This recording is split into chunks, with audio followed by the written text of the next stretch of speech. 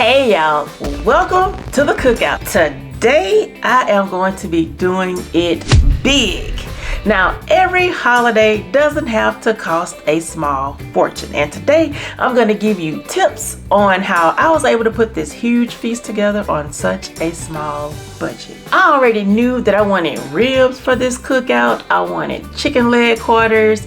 And I also knew what sides would pair well with the meats. But one thing I can say is I did not want to spend my entire monthly grocery budget on this dinner. Now you might think that ribs are so expensive, and they are when they are not on sale. I'm not gonna lie, they are expensive. But believe it or not, they were one of the cheapest things that's gonna show up on the dinner table today. And the secret wasn't clipping $100 worth of coupons. It wasn't traveling to 10 different stores. It was all in how I planned this dinner. Now, we know the 4th of July happens every year. So what I did was I started planning back during the Memorial holiday when they had everything on sale. They had the pork and beans, buy one, get one free, or was it buy two, get one free? They had drinks on sale where you buy three, get three free, and this is Kroger.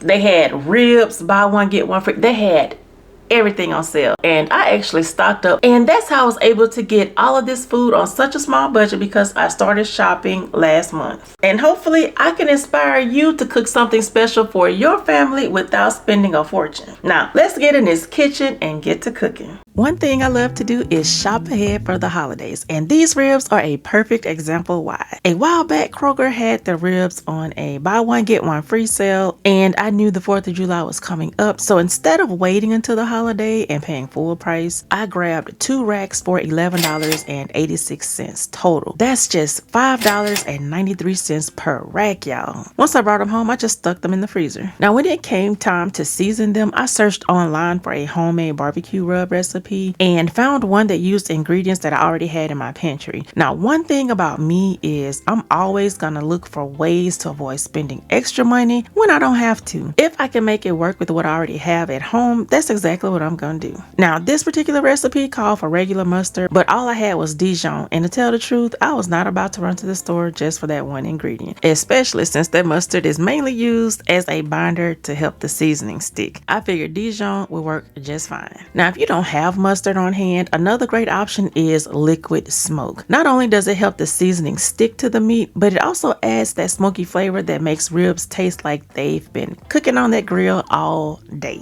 I put the ribs in the refrigerator to marinate for about an hour or two. While they are marinated, I'm going to go ahead and season up these chicken leg quarters. Now, these leg quarters are another example of why shopping ahead pays off. I picked them up at Joe V's when they were on sale for $4.90 last month, and between the ribs and the chicken, planning ahead definitely came through for this 4th of July meal. Now, if you're wondering why I changed shirts, it's because I was washing dishes and somehow managed to soak my other shirt with that dishwater, y'all. I don't know how, but it happens every time I wash dishes. With the chicken leg quarters in the oven, I decided to go ahead and get started on dessert because this cookie dough needs to chill in the fridge for about 1 to 2 hours. I'm making pumpkin spice cookies using a Crumble cookie knockoff recipe, and while the meat is cooking, the dough can be firming up in the fridge. Now y'all, there's always a method to my madness. Now when it comes to cooking a holiday meal, it's all about multitasking. While one thing is cooking, I'm usually trying to get a head start on the next. Did you know that learning how to recreate some of your favorite restaurant and bakery items at home can save you hundreds of dollars over the course of a year? That's one of the reasons why I love recipes like this one. Now, we're not huge Crumble cookie fans, but we do enjoy this homemade version. Not only does it cost less, but we can tweak it to fit our family's taste buds. Now this cookie dough will sit in the refrigerator for about 1 to 2 hours. The leg quarters are almost done, so now it's time to add the barbecue sauce. Today I'm using Sweet Baby Ray's because it's hands down our favorite. Now let me ask you, what is your go-to barbecue sauce? Are you loyal to one brand or do you make your own? Let me know down in the comments because I'm always curious to see what everyone else is using. And speaking of homemade, my dad used to make his own barbecue sauce, y'all, and it was so good. I'm pretty sure I still have the recipe somewhere around here in one of his books. So one of these days I'll dig it out and give it a try. When I tell you these leg quarters were so delicious, it was so delicious, y'all. So this is how the ribs looked after marinating in the fridge for about 2 hours. I have my oven set to 275 degrees and they're going to cook low and slow for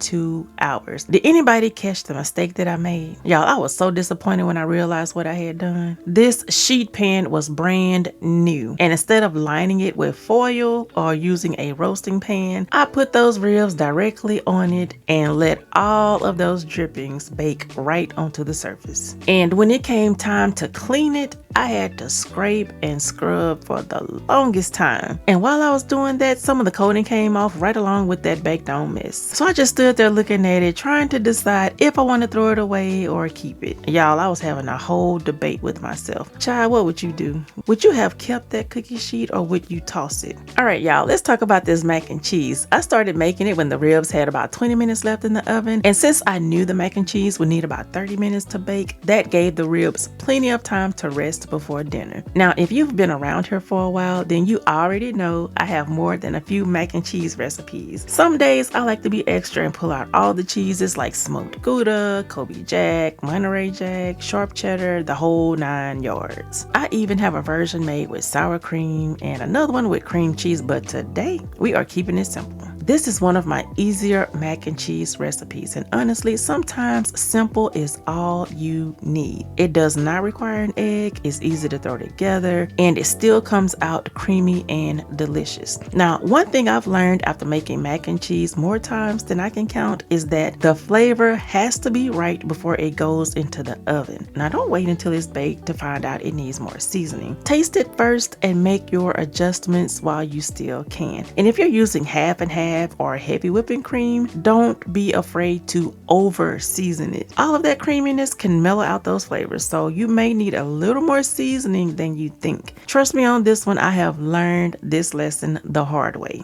So this mac and cheese is going back into the oven so that it can brown on top. Y'all, everything is finally starting to come together. The meats are done, the mac and cheese is done, and now it's time for the candied yams. Now, normally I just put everything in the pot and let it cook together, but for some reason today I decided to make the brown sugar glaze first. Now, will it make a difference?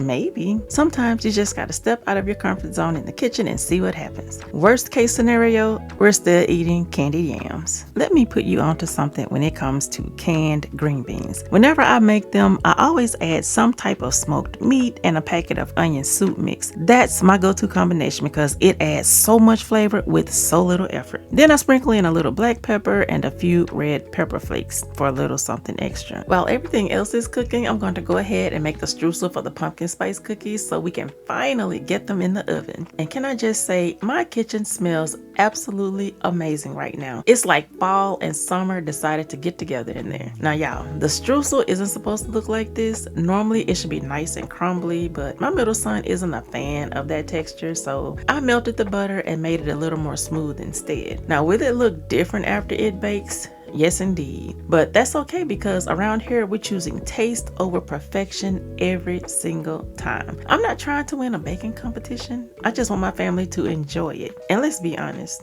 once that icing goes on top, nobody's going to be paying attention anyway. As y'all can see, decorating cookies is definitely not in my ministry. But you know what? The more I practiced, the better I got. Is it bakery perfect? Absolutely not, but it's a whole lot better than my first attempt. That's one thing I've learned in the kitchen and in life too. You don't have to be great at something the first time you try it. If you keep practicing, keep learning, and don't give up, you'll eventually get better.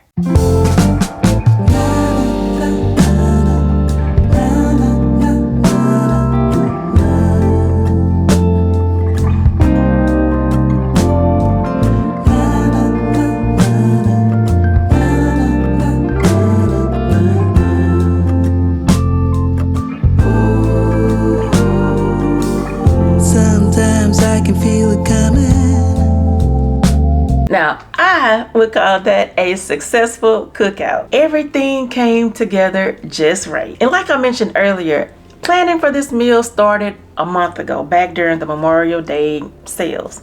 Now, I did get the ribs, buy one, get one free. I got and that was at Kroger, and I got the leg quarters at Jovi Smart Shop when they were on sale for $4.90. And most of the side items came straight from my stockpile, because y'all know, if y'all see my grocery hauls, I've been stockpiling a few things here and there. So with all of that planning and all of that buying things ahead of time, that kept me from spending all of my coins for this holiday. That goes to show that you don't have to wait to the week of the holiday to start buying ingredients that you need to cook your dinners. You already know the holiday is coming up. You already know what you want to cook, and you know what ingredients it's going to take to cook that dinner.